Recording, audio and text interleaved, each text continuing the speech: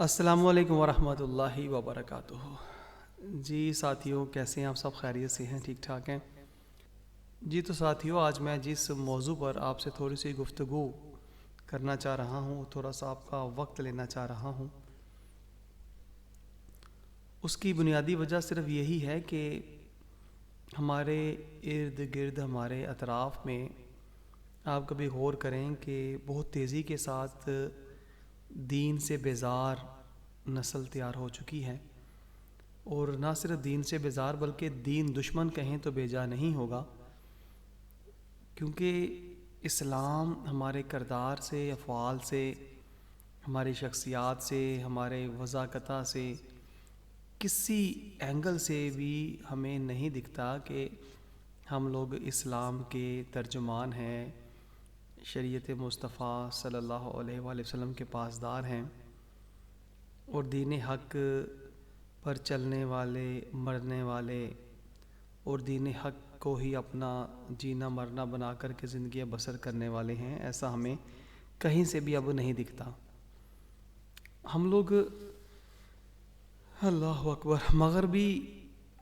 نظاموں کے تلے اس قدر دب چکے ہیں کہ اب ہمیں اس چیز کا احساس ہی نہیں کہ ہم نے کلمہ بھی پڑھ رکھا ہے اور نام بھی ہمارا مسلمانوں والا ہے، اور ہمارا ایمان اللہ تعالیٰ پر اور پیارے نبی پاک صلی اللہ علیہ وآلہ وسلم پر ہے، اور امتی ہونے کے ناطے ہمیں جو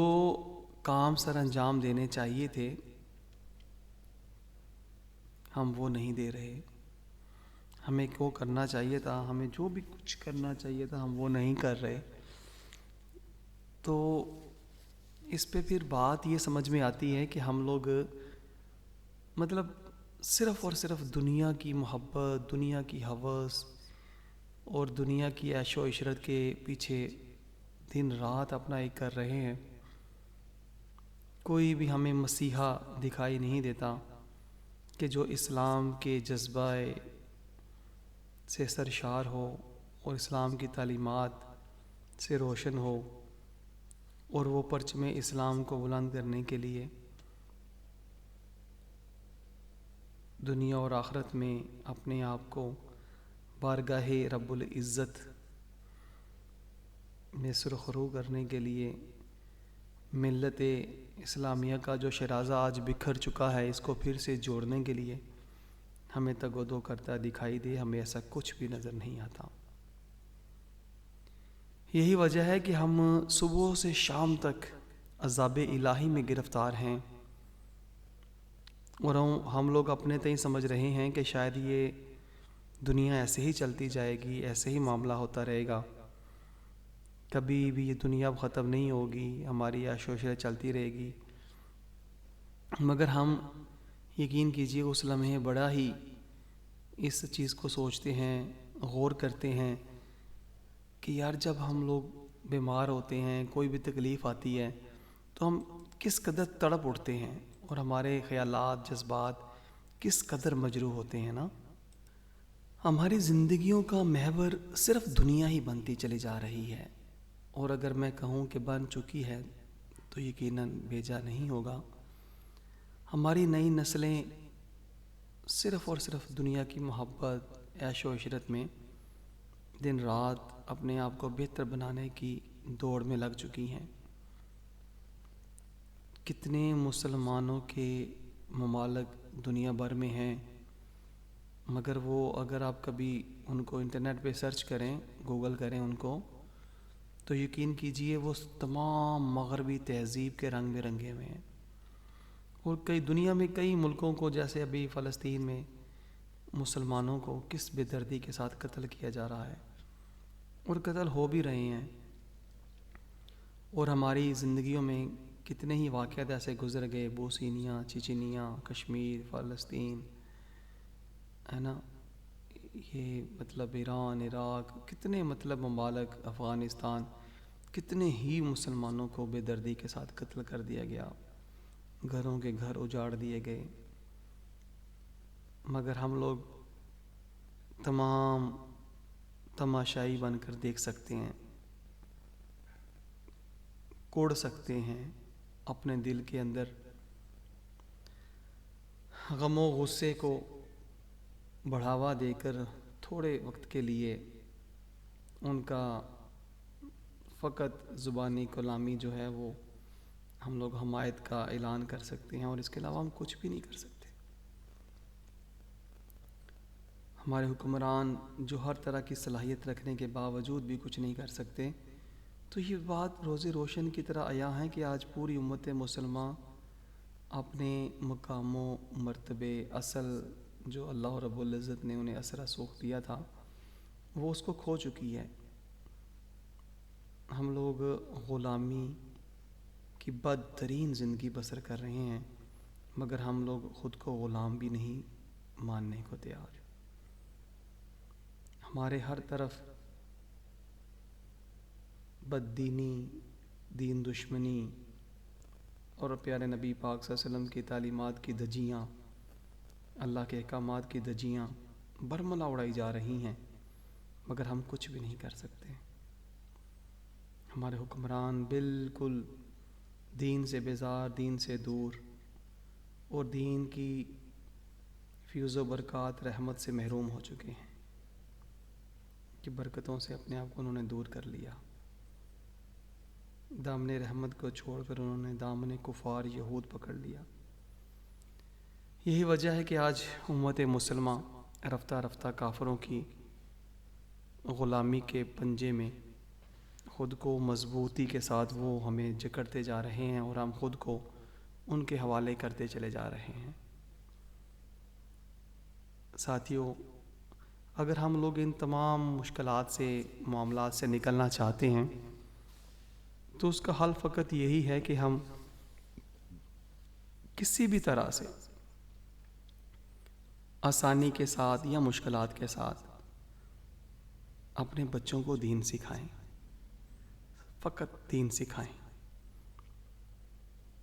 کیونکہ دین کی تعلیم ہی دنیا اور آخرت میں کامیابی کا وہ زینہ ہے جس سے ہم لوگ بالکل اتر چکے ہیں، دور ہو چکے ہیں۔ جب تک ہم تعلیمات اسلامیہ کے ساتھ اپنی نسلوں کو روشن نہیں کریں گے، کبھی بھی اندھیرا چھٹ نہیں سکتا، اندھیرا ختم نہیں ہو سکتا۔ اس لیے ضروری ہے کہ اگر ہم اس شیطانی، فرعونی، قارونی ماحول سے نکلنا چاہتے ہیں اور کافروں کے تسلط سے خود کو بچانا چاہتے ہیں، تو تعلیمات اسلامیہ، دین کی تعلیم سے اپنی نسلوں کو روشن کریں۔ یہ سکول، کالج، یونیورسٹیاں، یہ کافروں کے وہ ادارے ہیں جنہوں نے ہمارے بچوں کو، ہماری نسلوں کو برباد کر کے رکھ دیا۔ آج وہ دین اسلام کی، یقین کیجئے،